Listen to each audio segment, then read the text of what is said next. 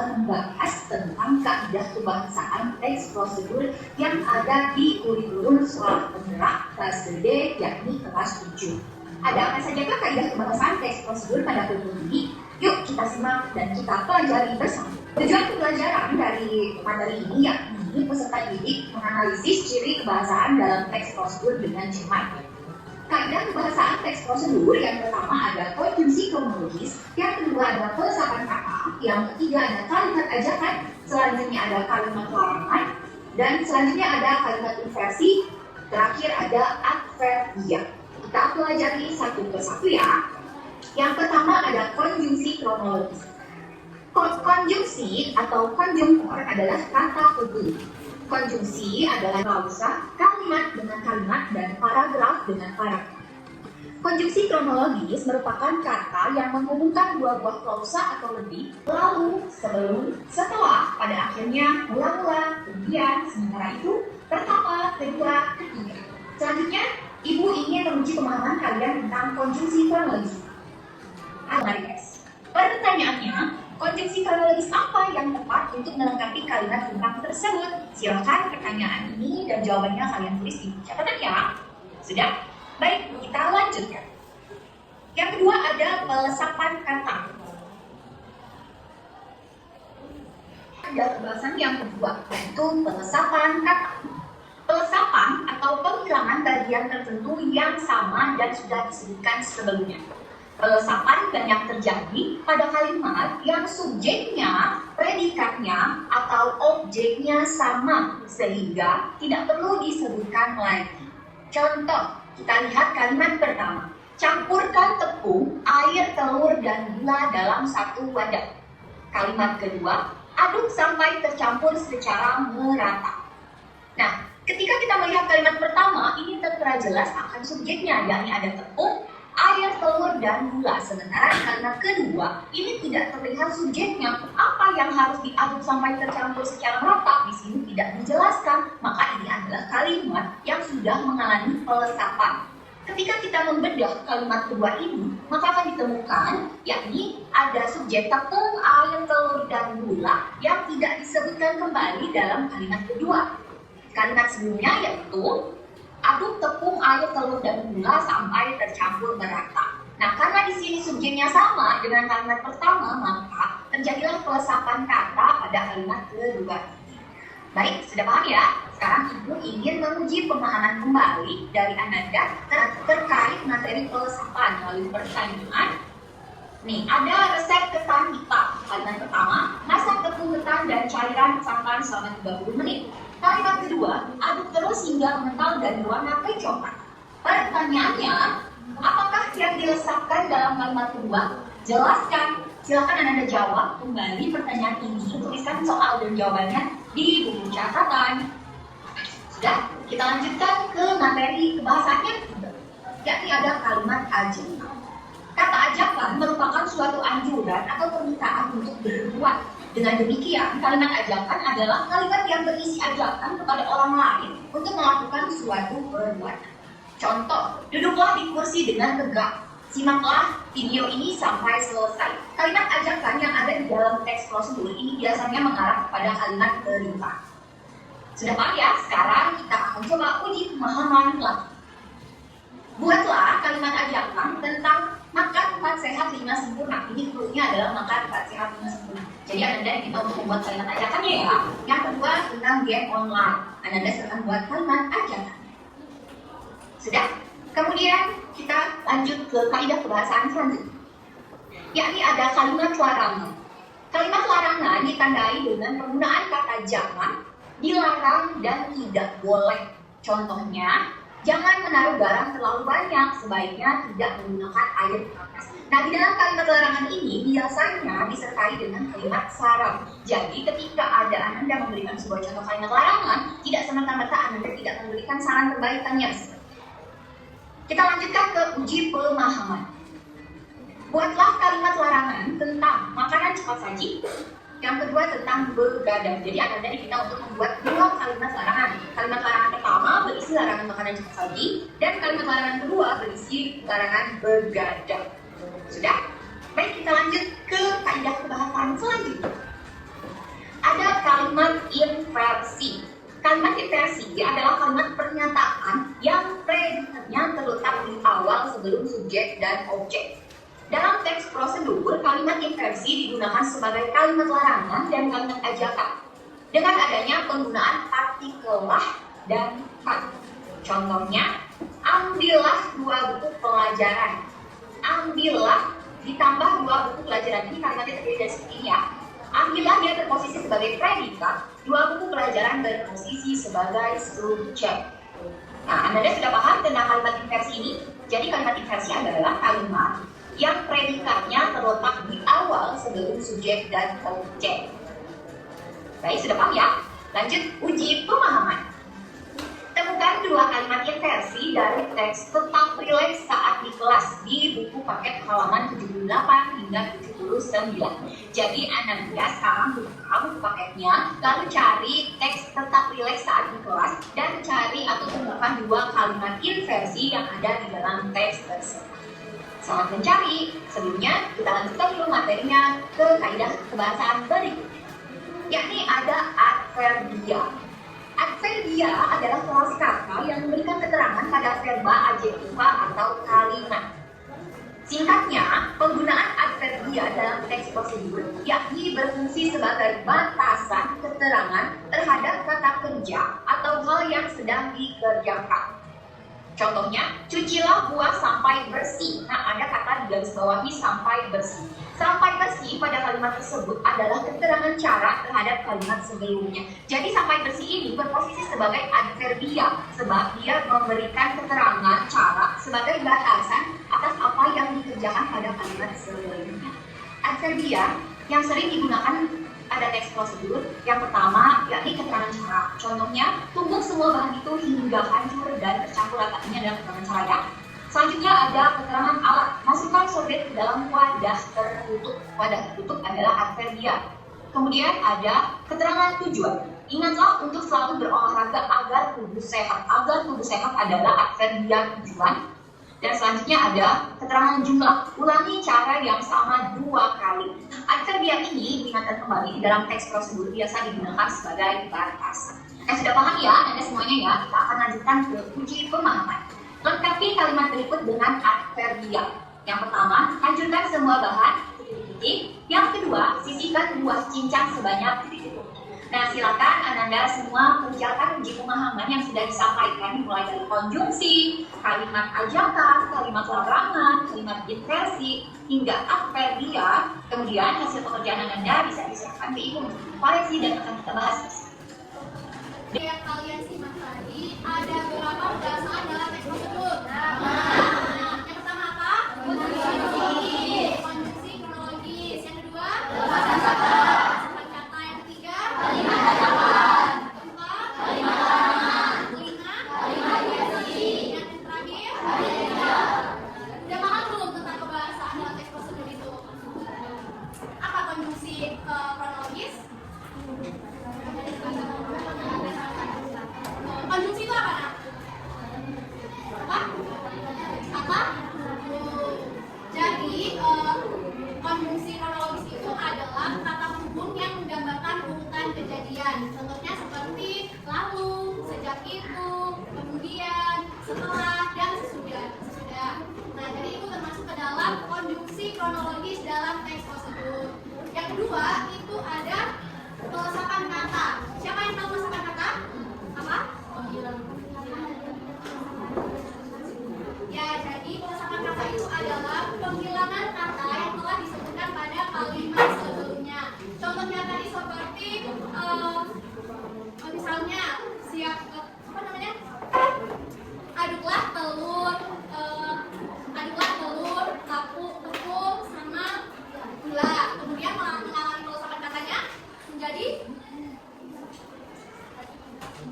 pelesapan itu misalnya pada kalimat pertamanya yang menyebutkan campuran tepung, gula, telur. Kemudian kalimat keduanya dari tepung, telur dan gula jadinya langsung aduklah sampai merata. Jadi itu yang dinamakan pelesapan kata. Paham? Yang ketiga apa? Kalimat ajakan. Kalimat ajakan apa itu kalimat ajakan? Kalimat ajakan adalah suatu aturan atau permintaan untuk berbuat. Nah, kalimat ajakan itu adalah berisi ajakan kepada orang lain untuk melakukan sesuatu. Contohnya seperti duduklah dengan rapi. Dan keempat apa? Kalimat larangan. Kalimat larangan ditandai dengan kata apa? Jangan. Contohnya seperti apa? Ya, jangan membuang sampah sembarangan. Kemudian yang kelima, kalimat inversi. Nah, apa itu kalimat inversi?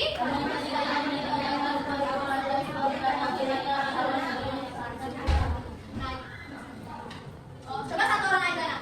Coba Aresi. Kalimat inversi, kalimat pernyataan yang predikat terletak di awal sebelum subjek dan objek. Ya, jadi itu pernyataan predikat yang terletak di awal sebelum subjek dan objek. Contohnya seperti apa? Coba Zul, tahu nggak? Nggak? Siapa yang tahu nggak contohnya? Siapa namanya? Nggak apa? Apa contohnya? Ambillah. Misalnya apa? Ambillah apa? Ambillah gula secukupnya. Jadi yang dimaksud dengan kata inversi itu dari kata ambillah kemudian digabungkan dengan kata gula secukupnya. Jadi kalimat inversinya itu kata lah. Dan kan ambil. Jadi kalimatnya itu kan ambil kemudian ditambahkan dengan lah. Jadi ambillah. Dari kata ambillah itulah yang dimaksud dengan inversi. Yang terakhir apa nak? Adverbial. Siapa yang tahu apa itu adverbial? Coba nak.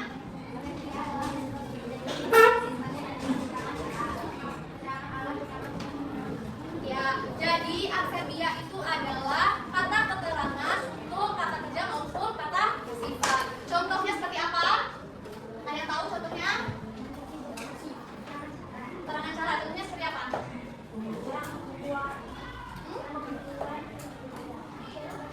Cara membuat kue bukan ya. Jadi kata keterangan itu sebenarnya cucilah sayur sampai bersih. Nah, jadi kata keterangan caranya itu sampai bersih. Kata sampai bersihnya itu merupakan kata keterangan.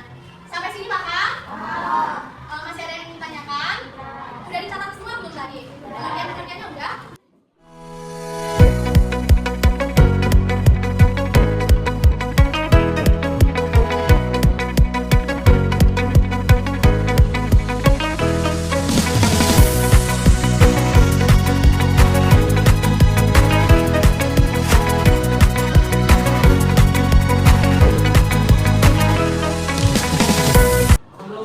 Dan sudah paham?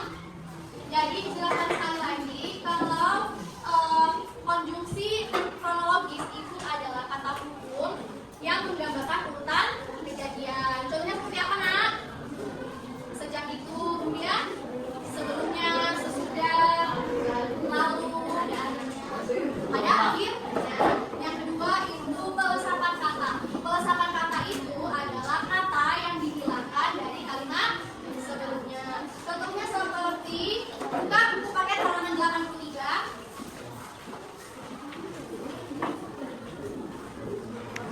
Buka buku paket halaman 83 tentang pelesapan kata. Udah juga semua? Di situ yang nomor 1 ada kata setelah dicuci bersih olesi jagung dengan mentega dan kecap manis pedas. Setelah itu jagung dibumbui, bakar jagung di atas api. Itu kalimatnya kan. Kalau dia mengalami pelesapan kata pada kalimat setelah jagung dibumbui, tadi kata dulu. Kan yang kalimat pertama itu setelah dicuci bersih olesi jagung dengan mentega dan kecap manis. Di situ tertera ada kata jagung. Kemudian kalau kita mengalami pelesapan kata itu pada setelah itu dibumbui, kemudian bakar jagung di atas api. Jadi kita tidak menggunakan kata jagung itu berkali-kali. Sampai sini paham nggak? Paham nggak? Paham? Kemudian kalimat ajakan. Kalimat ajakan itu ya kalimat yang berisi ajakan seperti ayo belajar bersama. Kalimat larangan, paham? Kalimat larangan itu contohnya seperti jangan membuang sampah sembarangan, jangan merokok, jangan apalagi cowok-cowok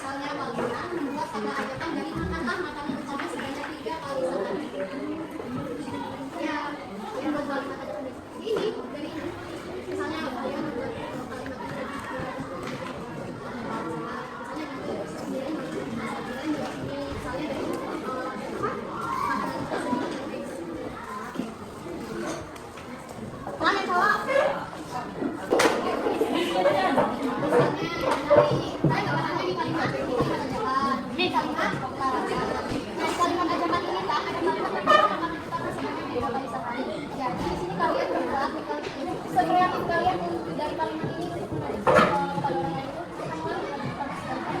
Jadi kalian buat kalimat ajakan dari kalimat ini yang lebih menarik. Nah yang ini kita kosakan kata. Kosakan kata tadi pengertiannya apa? Penghilangan kata yang telah disebutkan pada kalimat sebelumnya. Coba kamu lihat di sini. Setelah dicuci bersih oleh si jagung dengan mentega dan kecap manis dan kecap manis pedas. Ini kalimat pertama kan? Keduanya setelah jagung dibumbui bakar jagung di atas api. Jadi di kalimat keduanya ini kalian membuat kelesapannya nggak usah pakai jagung. Jadi langsung kan kelesapan kata itu penghilangan kata dari sebelumnya. Di sini kan disebutin kata jagung. Tapi di sini nggak usah disebutkan kata jagung lagi. Langsung aja setelah itu dibumbui dan bakar